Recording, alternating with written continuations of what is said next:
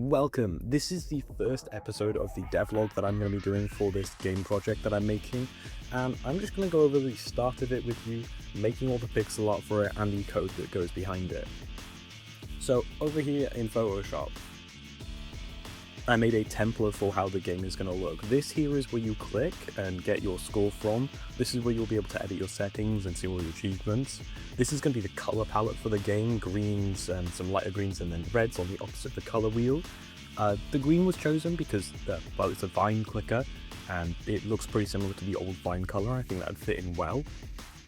You got your purchase menu on the side and upgrade menus on the bottom left hand corner.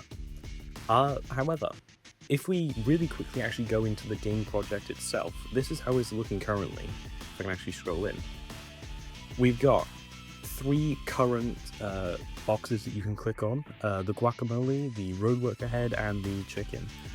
Basically, they all link to a Vine in their own right. If you've been on Vine long enough, then you'll probably know which all of these link to. And yeah, I think I'll go over what each of them does and how all the code works. So basically, in any normal clicker game, you run it the same way you would.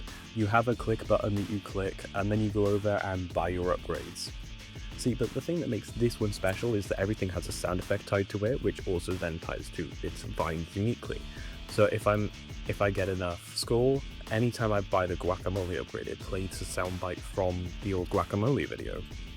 I'm debating whether I actually bring in the video itself, but I'm worried about maybe some copyright issues with that.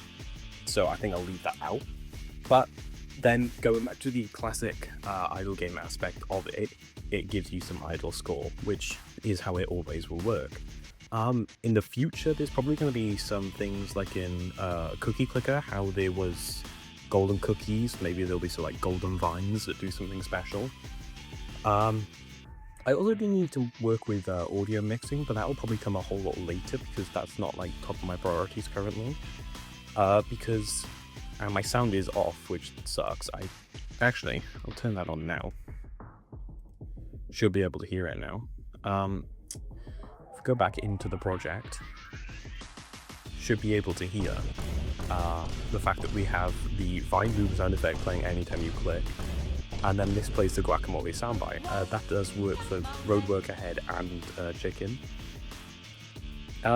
So yeah, that's currently the gameplay of it. There's not much, obviously, because it's very bare bones and I had to work on some other stuff and getting it working first. So the actual code of it. The click me button has an audio stream player attached to it, which has a Vine Boom sound effect. When that button is pressed, it gives you one score, obviously, as you saw, and gives it a random pitch on the soundbite so that you're not hearing the same sound constantly over and over again. There's a slight bit of variation, which is a really handy game dev technique that's used so that you don't have to get multiple sounds, but you can slightly edit it so the sound doesn't get boring. Then over here you have code that allows you to keep up the score with the label here. This label up top, which shows your score. This line of code here will keep updating that label so that it keeps on showing your current score. And then this one down here shows you how much idle score you're getting. This bit of code here is just so that you're able to quit the game by hitting escape.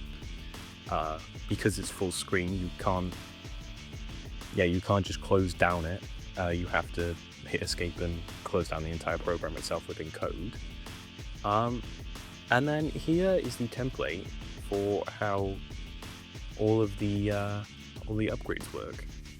So it has its own button pressed. If we look over here, the guac button, which is just this button here, that when that is pressed, it runs all of this, and I'll explain what all of it does like individually.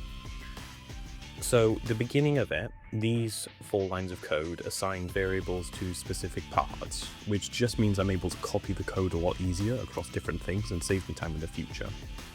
So you get the sound, which is the stream, which is the sound player, the PNG, which is the sprite, the node, which is what stores all the data, and the label, which is obviously the text.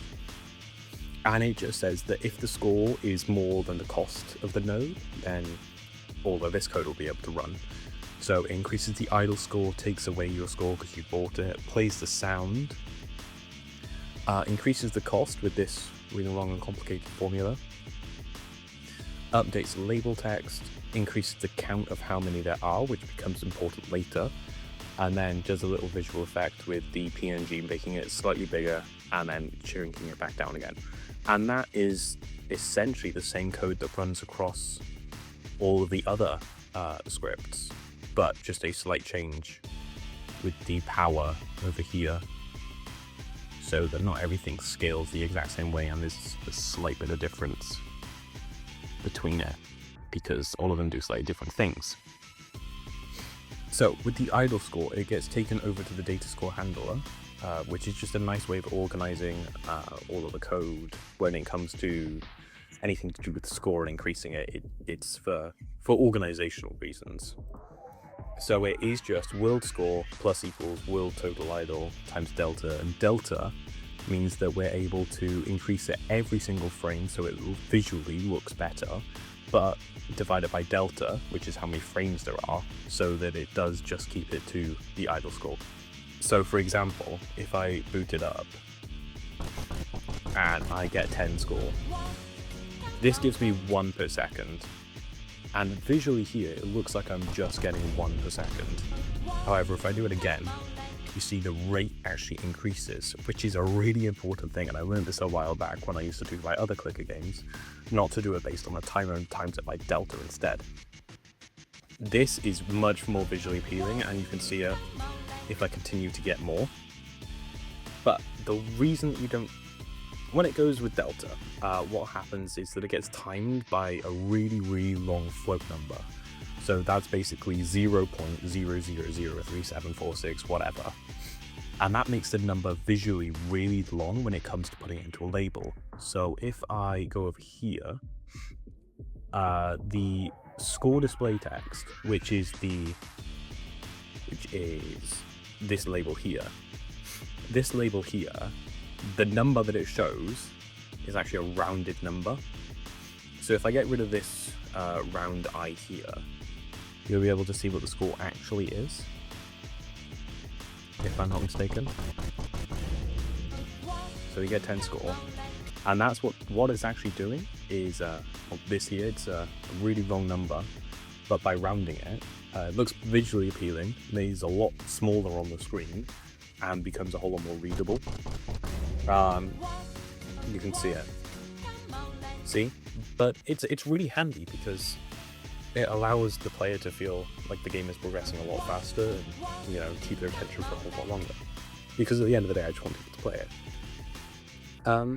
And I think for the most part, that's everything. And that is day 1 devlog done, I'm pretty sure. If you actually managed to get this far, then thank you, I hugely appreciate it.